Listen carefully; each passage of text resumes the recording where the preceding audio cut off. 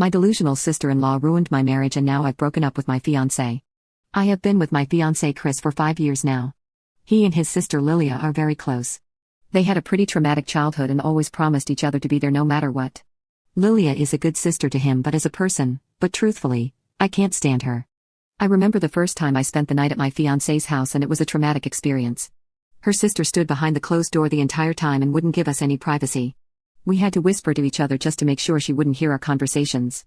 I remember noticing her phone slide under the door just so she could get a slight view of what was going on. She was literally the textbook definition of a bubbly blonde. She is overly charismatic, always giggling, and in general, just acts too immature for my taste. She likes to pull pranks every once in a while on my fiancé and he gets her back, but the whole ordeal just seems childish and obnoxious to me.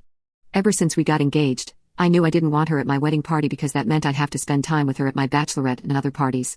Fast forward to last night and my fiancé asked me when I plan on asking Lilia to be a bridesmaid.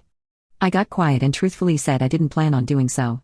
This upset him because he said wants his sister to be a part of the most important day of his life and that if I didn't do it he was going to make her a groomswoman to make sure she was included. I can't lie. This set me off.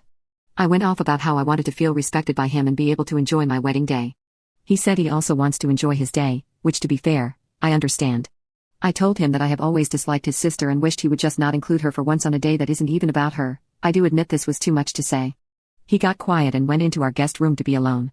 A couple of minutes later I got a text from Lilia that she completely respected my decision to not want her at the wedding party but she's hurt to know what I feel about her. I didn't want her to find out at all and now he's told his whole family about our argument. Half of them are attacking me and half of them are saying it's my day so I should be able to enjoy it. Honestly, this whole ordeal is stressful for no reason because Lilia isn't even upset I don't want her in my wedding party yet the whole family is upset and my fiancé has been very short with me all day. I tried explaining that just because I disliked her personality didn't mean I was mean to her. Being around her drains my social battery but I have never been mean to her nor did I want her to find out ever, especially in this way. Update. So it's been a week and I feel like it might be okay to do an update now. Just to not waste anyone's time, yes, me and Chris are no longer together. After our initial fight, he decided to stay with his sister, and through that Lilia ended up reaching out to me, and apologizing for ruining our relationship. She invited me out for brunch the following day so we could talk things over and it went well. The conversation was very long so I just want to include the important points.